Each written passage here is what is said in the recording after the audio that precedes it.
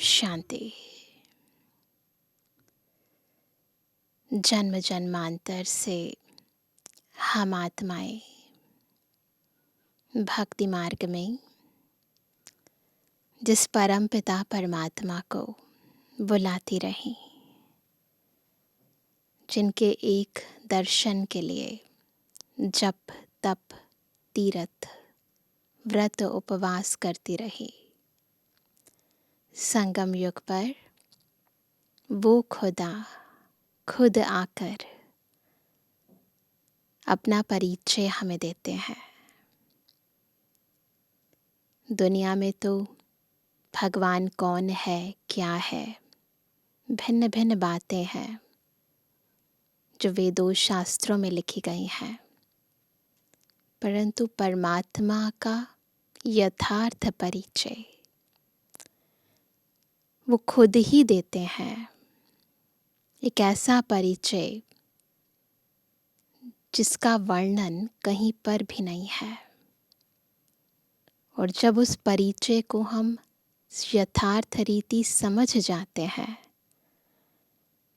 उसी नज़र से हम उस ईश्वर को देखने लगते हैं, उसे अपना बनाने लगते हैं, तब हम पूरी तरह आस्तिक बनते हैं। तो ईश्वर जो है, जैसा है, उसे यथार्थ जानने की नज़र और किस्मत दोनों केवल हम ब्राह्मण बच्चों को मिली है। तो ये खुशी, ये नशा, ऐसी खुशी और ऐसा नशा दुनिया में किसी को नहीं मिलता। तो ऐसी ही स्थिति में स्थित होकर परमात्मा नशे में अपने आप को स्थित करके हम सुनेंगे बाबा के महावाक्य। आज है 23 सितंबर 2023।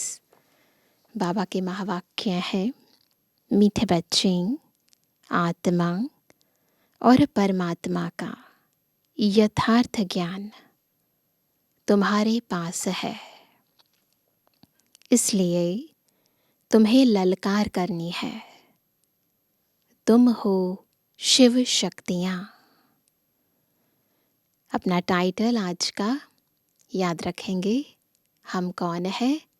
शिव शक्तियाँ। शिव और शक्ति कंबाइंड।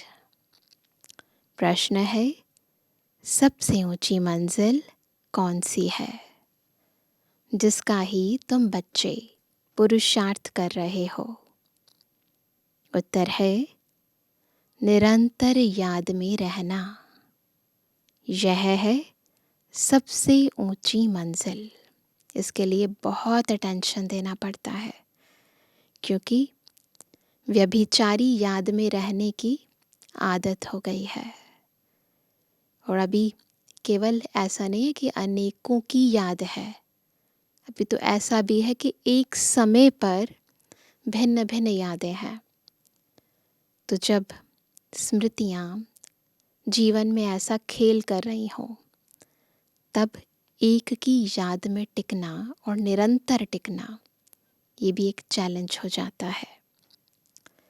याद से ही कर्म भोग चुकतु हो, कर्मातीत अवस्था होगी। जिस माता पिता से अपार सुख मिल रहे हैं, उनके लिए बच्चे कहते, बाबा आपकी याद भूल जाती है। वंडर है ना? देही अभिमानी रहने का पुरुषार्थ चलता रहे तो याद भूल नहीं सकती। पहले खुद को भूलते हैं, फिर बाबा को भूलते हैं, क्योंकि खुद को देह समझते हैं तो देहधारियों की याद सदा रहती है। इसलिए बाबा ने कहा, बाबा की याद भूलती क्यों है? क्योंकि खुद को शरीर समझते हैं। इसलिए अशरीरी देही अभिमानी होने का पुरुषार्थ सदा चलता रहे।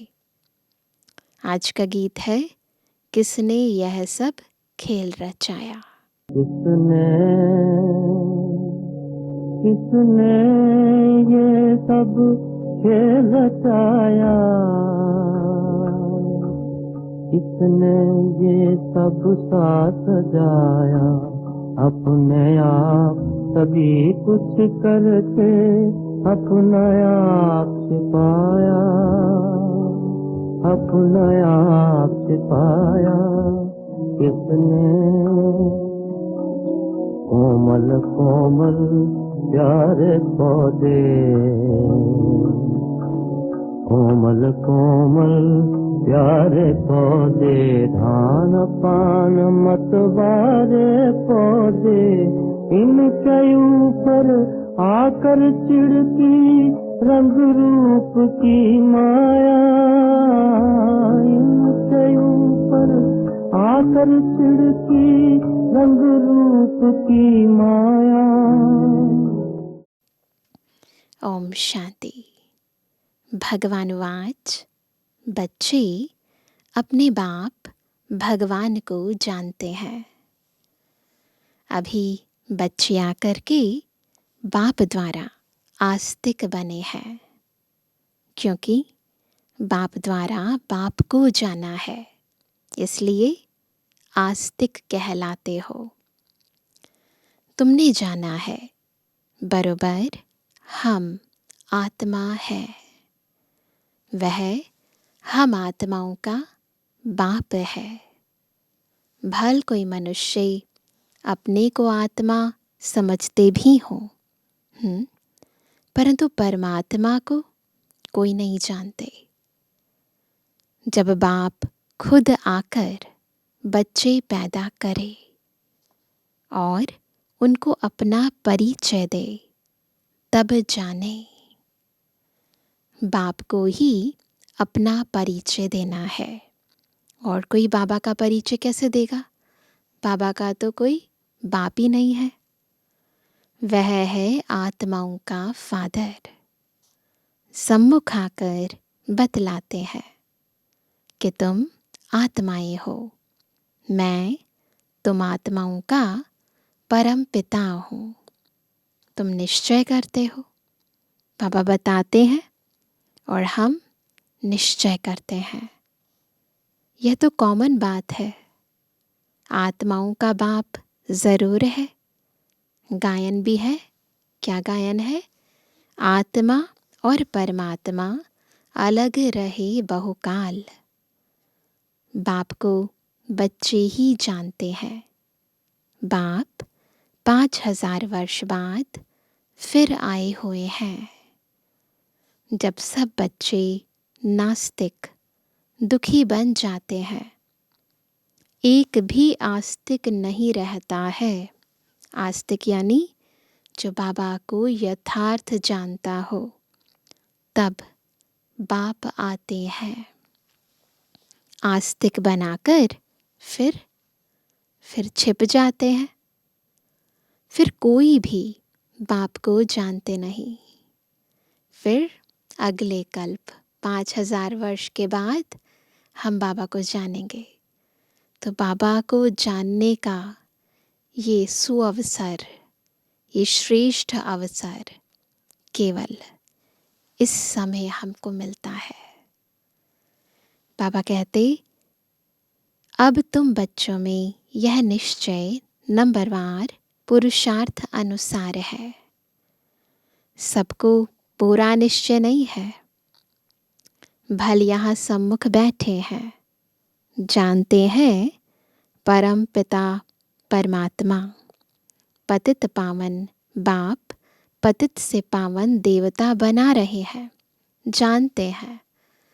परंतु फिर भी ये जो निश्चय है ना, ये नंबरवार पुरुषार्थ अनुसार है, और उसी अनुसार हम भी बाबा पर अर्पित होते हैं। जितना बाबा को जाना है, उसी अनुसार हम बाबा के पूरा बनते हैं। तो बाबा कहते, देवताओं की तो यहाँ सिर्फ मूर्तियाँ हैं, खुद तो है नहीं। जो भी मनुष्य मात्र है, सिवाय तुम ब्राह्मणों के और कोई भी आत्मा और परमात्मा को नहीं जानते। कितने भाग्यशाली हैं। खुद को भी जानते हैं, अपने बाबा को भी जानते हैं। हम सो परमात्मा कह देने से न आत्मा को न परमात्मा को जानते। तुम बच्चे जानते हो कि एक भी मनुष्य नहीं जो अपने को यथार्थ रीति आत्मा समझ और परमात्मा को अपना बाप समझे। सारे संसार में कोई भी नहीं है ऐसा। लेकिन अब यह ललकार कौन करे? जिनको ज्ञान है वही तो ललकार करेंगे। शक्तियों ने ही ललकार की थी। शास्त्रों में वर्णन है कि शक्तियों ने ललकार की थी, परंतु अभी तक वह शक्ति आई नहीं है जो तुम्हारे में आनी चाहिए। यदि सच में अपने को शिव शक्ति समझें, तो बाबा की वो सर्व शक्तियाँ हमारे भीतर समा जाएं और हम ललकार करके सारी दुनिया को ये पैगाम दे सकें कि वो शिव बाबा आया हुआ है। शिव शक्तियाँ तो मशहूर हैं, नामी ग्रामी है। जगत अम्बा भी शक्ति है। अब कॉन्फ्रेंस में रिलीजियस हेड्स सब आते हैं, उन्हें भी समझाना है। बाप समझाते हैं, बच्चे तुमको तो देही अभिमानी बनना है। हम आत्मा है, परम पिता परमात्मा से वर्षा ले रहे हैं। यह निश्चय नहीं है, कोई संशय है तो ऊंच पद पा नहीं सकेंगे।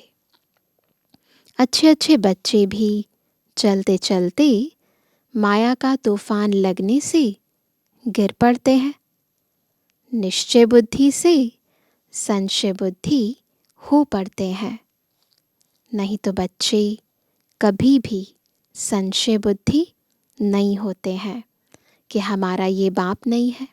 दुनिया में ऐसे कभी होता है क्या कि किसी बच्चे को ये डाउट हो कि ये हमारा बाप नहीं है? पता होता है ना कि इसी से हमारा जन्म हुआ है, तो उस पर डाउट की तो कोई बात ही नहीं होती। तो हम आत्माओं को कैसे ये संशय आ जाता है? नहीं आना चाहिए ना। तो बाबा कहते हैं यहाँ यह वंडर है। कहते भी हैं परम पिता परमात्मा हम सब आत्माओं का बाप है। वह हमको पढ़ाते हैं, फिर भी बाप को भूल जाते हैं। रोज समझाते रहते हैं, बच्चे अपने बाप को याद करो तो तुम्हारे विकर्म विनाश होंगे। देखो वंडर है, पापा रोज हमें ये बात कहते हैं कि अपने को आत्मा समझो, पापा को याद करो, इसी से हमारे विकर्म विनाश होंगे। फिर भी भूल जाते हैं, फिर भी संशय बुद्धि हो जाते हैं। विकर्म तो जन्म जन्मांतर के सिर पर बहुत हैं। तुम जानते हो मम्मा बाबा जिसको ब्रह्मा सरस्वती कहते हो, वह नंबर 1 में है। वह भी खुद कहते हैं इतना योग लगाते हैं, मेहनत करते हैं, तो भी अनेक जन्मों के पाप कटे नहीं है। कुछ ना कुछ भोगना पड़ता है। मम्मा बाबा को भी भोगना पड़ता है ना। देखा ना ब्रह्मा बाबा मम्मा के साथ, ऐसा तो नहीं था कि उनको भी प्रॉब्लम्स नहीं हुई, है ना। तन का, मन का, धन का, जन का, सब प्रकार का पेपर आता है। तो जन्म जन्मांतर के जो भी हमने हिसाब किताब बनाए हैं, उन हिसाब किताब को चुकता तो करना ही पड़ता है। तो बाबा कहते हैं अंत में इस भोगना से छूट कर्मातीत अवस्था को पाना है, पुरुषार्थ करना है। माया भी कम रुस्तम नहीं है, दोनों ही सर्वशक्तिमान है। शिव बाबा भी सर्वशक्तिमान, तो माया भी सर्वशक्तिमान, तो दोनों का मुकाबला बराबर का है। रावण माया ने सब मनुष्य मात्र को पतित बना दिया है। गाते भी हैं पतित पावन, तालियां बजाते रहते हैं, मंदिरों में गाते भी रहते हैं, तालियां बजाते भी रहते हैं, तो ज़रूर पतित है ना। परंतु अपने को समझते नहीं हैं कि हम पतित हैं। भले बोलें, लेकिन कोई और जाकर कहे कि आप पतित हैं तो मानेंगे? बिल्कुल नहीं। यह समझाना भी ज़रूरी है कि अब यह पतित दुनिया है। पावन दुनिया सतयुग को कहा जाता है। पावन दुनिया में ऐसे पतित पावन को नहीं बुलाएंगे। बुला रहे हैं इसका मतलब सारी दुनिया पतित है। वहाँ तो भारत बहुत सुखी था। कहाँ? सतयुग में एक ही धर्म था। क्यों सुखी था? एक ही धर्म था, लड़ाई झगड़ा नहीं था।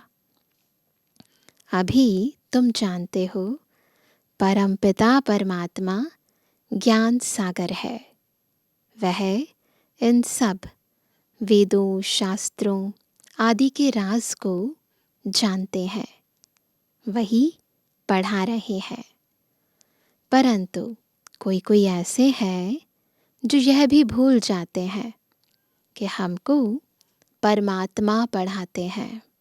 किसी को पता चले कि खुद ज्ञान का सागर हमें पढ़ाने आया है, तो फिर एक दिन भी पढ़ाई मिस कर सकते हैं? निश्चय नहीं होता तो फिर सोचते हैं रोज़ वही तो बाबा कहते हैं, तो कोई बात नहीं, मिस कर देते हैं। परंतु यथार्थ निश्चय हो कौन हमें पढ़ाता है, कौन हमारा पिता है, कौन हमारा सतगुरु है, तो कभी अवज्ञा नहीं कर सकते। तो बाबा कहते हैं कि यह भी भूल जाते हैं कि हमको परमात्मा पढ़ाते हैं, बेहद का बाप हमें पढ़ाते हैं। वह नशा नहीं चढ़ता। यहाँ से बाहर घर जाने से नशा चकनाचूर हो जाता है।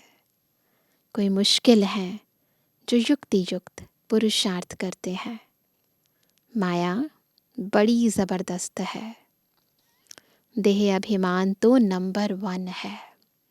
माया का सबसे बड़ा जो रूप है देह अभिमान नंबर 1। बाबा ने समझाया है अपने को देही समझो।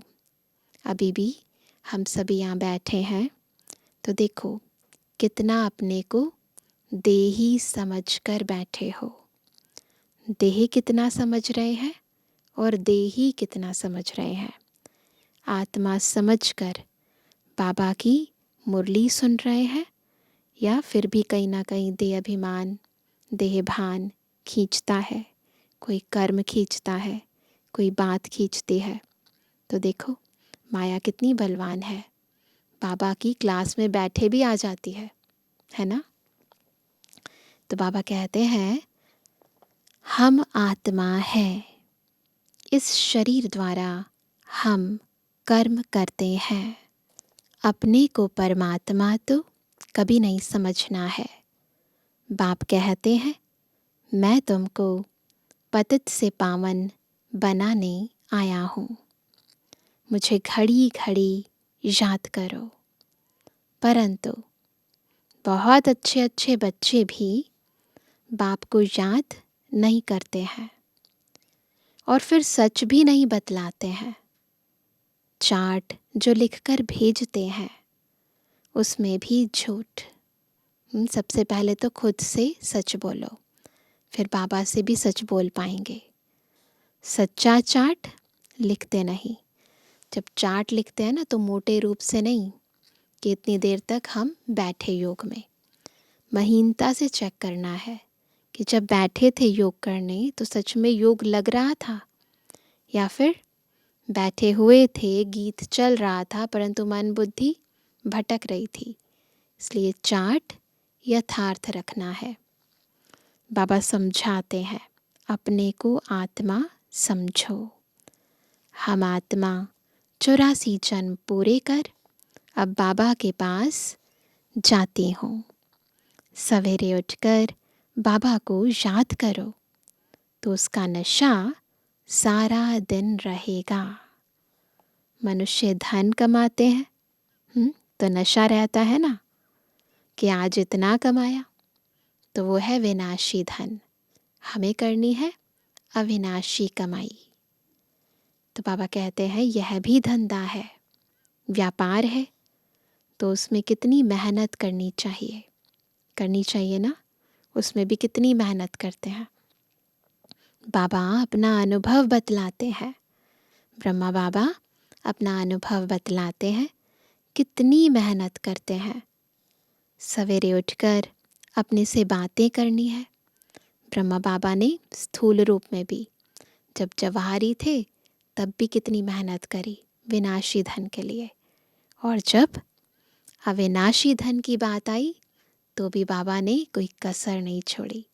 तो हमें भी इस अविनाशी कमाई में पूरी तरह लग जाना चाहिए। तो पापा कहते हैं सवेरे उठकर अपने से बातें करनी है। अब पाठ पूरा हुआ ऐसे बात करनी है। अभी हम गए की गए, फिर 21 जन्म राज्य करना है।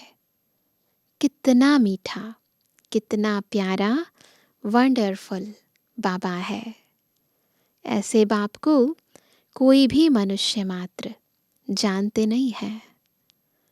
बाप आकर बच्चों को अपने से भी ऊंच ले जाते हैं और बच्चे फिर बाप को सर्वव्यापी कह अपने से भी नीचे ले गए हैं। बाबा कितना ऊंचा ले जाते हैं और बच्चे बाबा को कितना नीचे ले गए हैं। इसलिए बाप कहते हैं तुम बहुत दुखी बन पड़े हो। भगवान की अवज्ञा की ना, भगवान की है ना, कितनी हमने भक्ति मार्ग में तो की, परंतु ज्ञान मार्ग में भी जब हम बाबा का कहना नहीं मानते तो एक तरह से अपमान हुआ ना। इसीलिए जो हुआ उसके लिए तो बाबा कहते हैं ड्रामा, परंतु जो हो रहा है उस पर पूरा ध्यान देना है। जो बाबा हमें कहते हैं उसे पूरी तरह धारण करने का अभ्यास करना है। तो बाबा कहते हैं बाप आकर बच्चों को अपने से भी ऊंच ले जाते हैं और बच्चे फिर बाप को सर्वव्यापी कह अपने से भी नीच ले गए हैं। इसलिए बाप कहते हैं तुम बहुत दुखी बन पड़े हो। मैं तुम बच्चों को ब्रह्मांड और विश्व दोनों का मालिक बनाता हूँ। और फिर तुम बच्चे क्या कहते हो? तुम बच्चे मुझ बाप को सर्वव्यापी कह देते हो, है ना। पत्थर, भित्तर, मछली, मगरमच्छ सब में भगवान है, तो भगवान की निंदा करी ना, यह भी ड्रामा में खेल है। अब बाप डायरेक्शन देते हैं, ऐसे ऐसे समझाओ, खुद भी समझो फिर दूसरों को भी समझाओ। लक्ष्मी नारायण आदि देवी देवताएं 100% सॉल्वेंट बुद्धि थे। उनकी बुद्धि बिल्कुल प्योर थी, संपन्न थी। अभी नहीं है। फर्क देखो कितना है। कहाँ भारत स्वर्ग था, अभी नर्क है। यह ज्ञान कोई भी मनुष्य में नहीं है। तुम बच्चों में भी वह ताकत नहीं है। देह अभिमान बहुत है। क्यों ताकत नहीं है? बॉडी कॉन्शियसनेस के कारण। देही अभिमानी को तो धारणा होनी चाहिए। अब ये बात ध्यान रखनी है, जितना जितना देही अभिमानी स्थिति का अभ्यास करते रहेंगे उतना धारणा और ज़्यादा होती रहेगी। इसलिए अगर धारणा नहीं हो रही तो अपने इस पहले स्टेप को चेक करना है कि क्या मैं देही अभिमानी होने का अभ्यास पूर्ण रीति करता हूँ।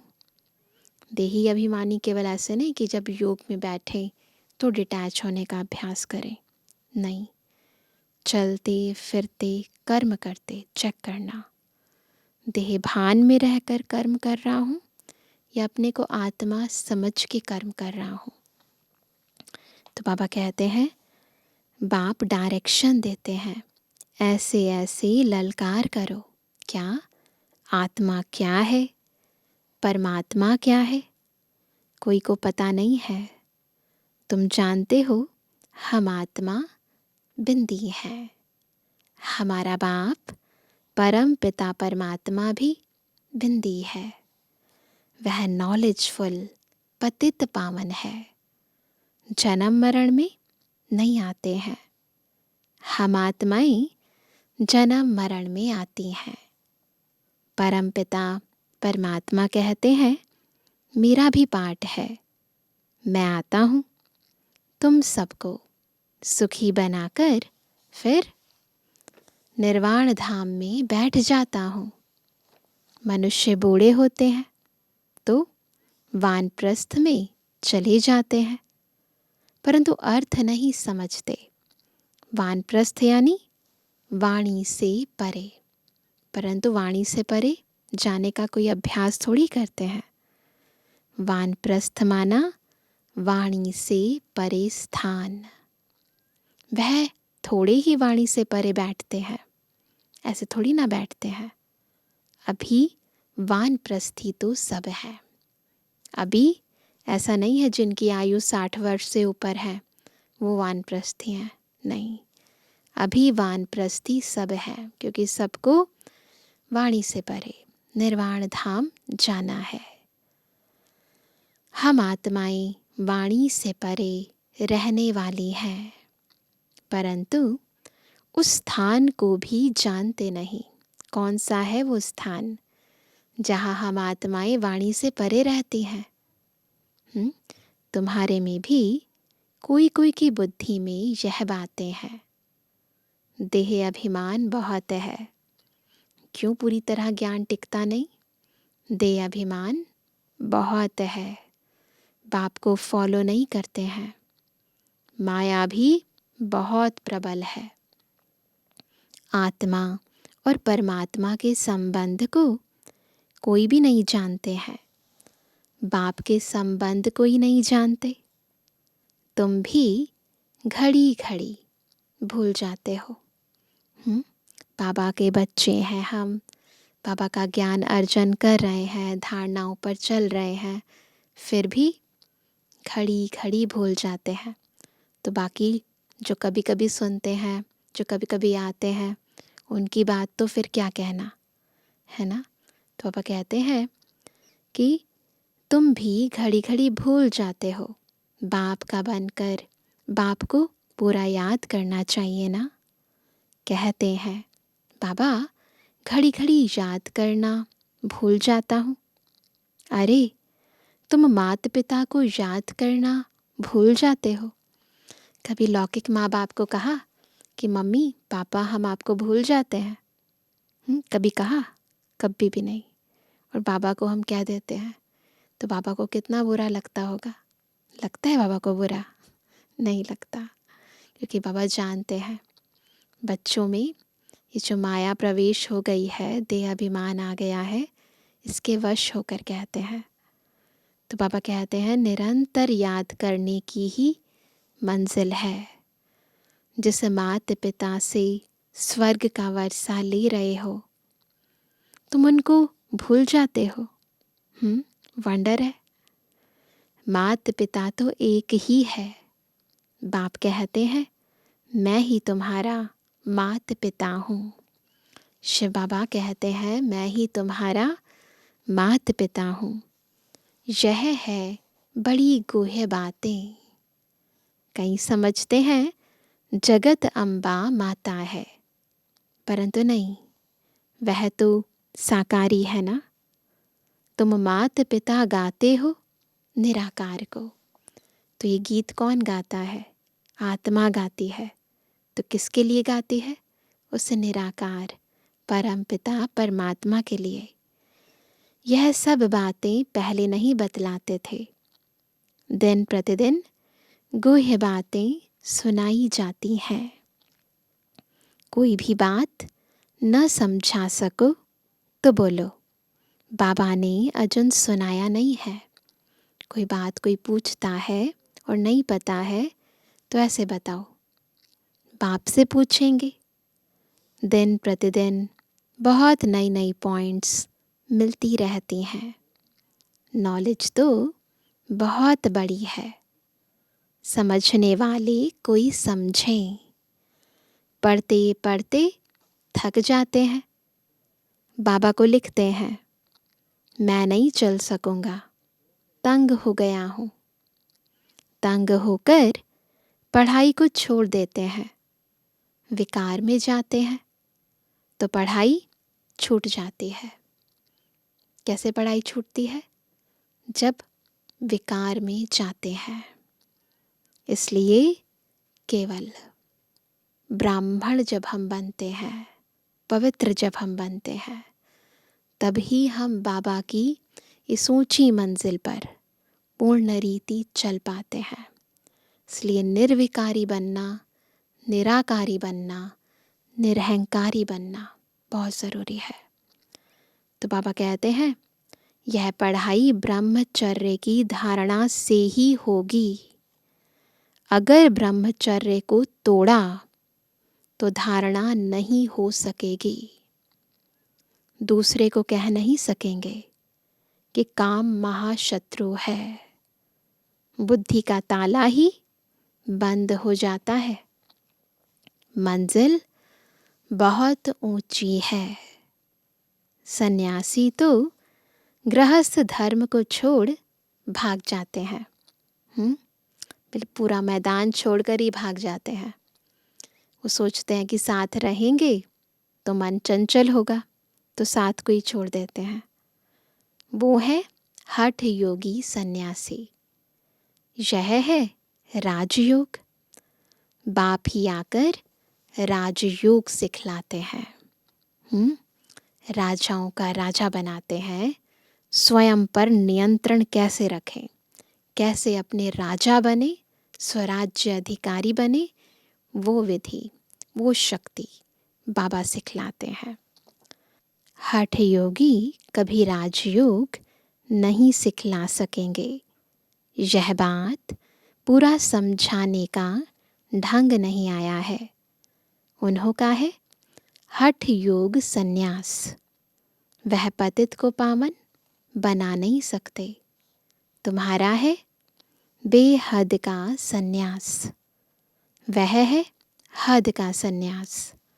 तुम्हारी बुद्धि में है कि हमारे 84 जन्म पूरे हुए, अब हम वापस जाते हैं। यह बेहद का संन्यास बुद्धि से किया जाता है। यहाँ पर हद की कोई बात नहीं है। दुनिया में हमें रहना है, उन्हीं लोगों के बीच में रहना है, वही काम करना है, परंतु बुद्धि से संन्यास। उनका है हठ योग कर्म संन्यास। तुम्हारा है राजयोग कर्म योग, जो भगवान ने सिखलाया है। अभी तुम अच्छी रीति समझा सकते हो कि वह है हठ योग और यह है राजयोग। शिव को भी कोई समझते नहीं है। जैसे आत्मा बिंदी है, वैसे शिव भी बिंदी है। शिव और शंकर में अंतर भी नहीं पता होता दुनिया वालों को, तो शिव को भी यथार्थ नहीं समझते हैं। बिंदी का निशान भी भ्रुकुटी में ही दिया जाता है। मंदिर में जाते हैं तो बिंदी यहाँ लगाते हैं। माताएं बहनें भी यहीं पर बिंदी लगाती हैं ना। तो बाबा कहते हैं बिंदी का निशान भी भ्रुकुटी में ही दिया जाता है, और कोई जगह बिंदी नहीं देंगे। भ्रुकुटी में ही बिंदी दी जाती है। आत्मा भी यहाँ ही निवास करती है। यह किसको पता नहीं है। किसी से पूछें यहीं पर तिलक क्यों लगाते हैं, तो किसी को भी नहीं पता। इतनी छोटी बिंदी में 84 जन्मों का अविनाशी पाठ नोंदा हुआ है। यह कितनी डीप बातें हैं, कोई को समझाने नहीं आएंगी। रियलिटी में समझाना है। जैसे आत्मा बिंदी है, वैसे परमात्मा भी बिंदी है, ऐसे समझाना है। जैसे आत्मा बिंदी है, वैसे हमारा पिता परमात्मा भी बिंदी है। अगर दूसरी आत्मा आएगी, एक ही शरीर में एक आत्मा तो है, दूसरी आत्मा आएगी तो वह भी बाजू में आकर बैठेगी ना। बिल्कुल, शिव बाबा ब्रह्मा बाबा के तन में बाजू में आकर बैठ जाते हैं। ब्राह्मण में आत्मा को बुलाते हैं। पुराने ज़माने में ब्राह्मण में आत्मा को बुलाते थे। आत्मा आकर बोलती है, हमने फलानी जगह जन्म लिया है। तो वह आत्मा कहाँ आकर बैठेगी? ऐसा थोड़ी ना ब्राह्मण की आत्मा निकल गई, दूसरी आत्मा उसी शरीर में आकर प्रविष्ट होती है। तो फिर वो कहाँ आकर बैठेगी? बाजू में आकर, क्या माथे में? बाबा कहते हैं तो वह आत्मा कहाँ आकर बैठेगी? क्या माथे में? उनमें अपनी भी आत्मा है ना। बाप कहते हैं मैं भी बिंदी हूँ, मुझे परम पिता परम आत्मा कहते हैं। उनकी महिमा बड़ी भारी है। शिवाय नमः गीत भी है ना, ओम नमो शिवाय। यह किसने महिमा की? शिवाय नमः यानी शिव को नमस्कार। तो ये महिमा किसने की? कौन करता है शिव को नमस्कार? आत्मा सालिग्राम ने। तो ज़रूर वह अलग है। जब कहा कि शिवाय नमः तो खुद को तो नमस्कार नहीं किया ना, तो इसीलिए बाबा कहते हैं तो ज़रूर वो अलग है। दुनिया इन बातों को नहीं जानती, तुम जानते हो। तुम जानते हो उनका एक ही नाम शिव है। ब्रह्मा विष्णु शंकर को ब्रह्मा देवताय नमः, विष्णु देवताय नमः कहेंगे। उनको शिव परमात्माय नमः कहेंगे। तो शिव ऊंच ठहराना, यह बातें तुम समझ सकते हो। यह नॉलेज भी तुमको अभी है। तुम्हारा यह हीरे जैसा जन्म है। देवताएं तो प्रारब्ध भोगते हैं। यह प्रारब्ध देने वाला बाप वंडरफुल है। ऐसे पारलौकिक बाप का कितना रिगार्ड रखना चाहिए। बुद्धि योग इस ब्रह्मा में नहीं, उनमें रखना है। वह बाप पढ़ाते हैं इस द्वारा। यह शरीर लोन लिया है। सारी सृष्टि में कितना बड़ा मेहमान है। देखो, सारी सृष्टि में कितना बड़ा मेहमान है। परम धाम से शिव बाबा इस सृष्टि पर आए हैं। इतना बड़ा मेहमान आया है और पता किसको है? हमको पता है, हैं? तो बाबा कहते हैं शिव बाबा परम धाम से आते हैं। कितना बड़ा भारत का मेहमान है। कहाँ से आया हुआ है? उन मिनिस्टर आदि की कितनी इज्जत होती है। तो G20 सम्मेलन हुआ तो फिर कितनी आवभगत हुई। वो तो डिफरेंट कंट्रीज से आए और शिव बाबा दूसरे तीसरे लोक से आया है ना। परम धाम से उस परम पिता परमात्मा का आगमन केवल इस सृष्टि पर, वो भी भारत में हुआ। पता किसको चला? हम बच्चों को। तो बाबा की कितनी आवभगत करनी चाहिए। तो बाबा कहते हैं उन मिनिस्टर आदि की कितनी इज्जत होती है। यह गुप्त वेश में कितना बड़ा मेहमान पतित को पावन बनाने आया है। अच्छा, मीठे मीठे सिकिलदे बच्चों प्रति माता पिता बाप दादा का याद प्यार और गुड मॉर्निंग। रूहानी बाप की रूहानी बच्चों को नमस्ते। तो मीठे मीठे सिकिलदे ज्ञान सितारों तक माता पिता का याद प्यार और गुड मॉर्निंग। रूहानी बच्चों की रूहानी बाप दादा को गुड मॉर्निंग, नमस्ते नमस्ते नमस्ते। धारणा के लिए मुख्य सार। पहला, सवेरे सवेरे उठ याद में बैठ कमाई जमा करनी है। अपने आप से बातें करनी है। देही अभिमानी रहना है। दूसरा, राजयोग कर्मयोग सीखना और सिखलाना है। कभी भी तंग होकर पढ़ाई नहीं छोड़नी है। बाप का रिगार्ड ज़रूर रखना है। आज का वरदान है, बाप समान बेहद की वृत्ति रखने वाले मास्टर विश्व कल्याणकारी भव। कैसे बनेंगे मास्टर विश्व कल्याणकारी? जब बाबा के समान बेहद की वृत्ति रखेंगे। बेहद की वृत्ति अर्थात सर्व आत्माओं के प्रति कल्याण की वृत्ति रखना, यही मास्टर विश्व कल्याणकारी बनना है।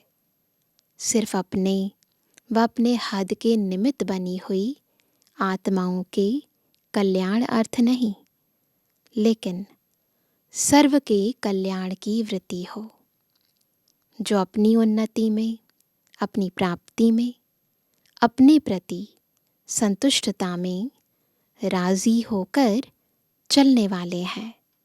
वह स्व कल्याणी है। लेकिन जो बेहद की वृत्ति रख बेहद सेवा में बिजी रहते हैं, उन्हें कहेंगे बाप समान मास्टर विश्व कल्याणकारी। तो हम सब कौन है? मास्टर विश्व कल्याणकारी। स्लोगन है, निंदा स्तुति मान अपमान हानि लाभ में समान रहने वाले ही योगी तू आत्मा है। तो चेक करो कितना योगी तो आत्मा बने हैं। और आज हम सभी क्या होमवर्क करेंगे? आज बाबा ने बार बार देही अभिमानी स्थिति का अभ्यास करने पर जोर दिया, क्योंकि जितना हम अपने स्वस्वरूप में स्थित रहेंगे, उतना हम बाबा के भी समीप रहेंगे। बाबा जो है, जैसा है, उसे यथार्थ रूप में जान भी पाएंगे और उससे सर्व प्राप्तियां भी कर पाएंगे। तो बार बार अभ्यास करेंगे आत्मिक स्थिति में स्थित होकर शिव बाबा के साथ पूर्ण रीति कनेक्ट होने का। पूरी एक के साथ निरंतर याद रहे, इसका अभ्यास करना है, चेक करते रहना है, स्वयं पर अटेंशन रखना है। ठीक है, भी बैठते हैं एक बाबा की एकाग्रचित याद में।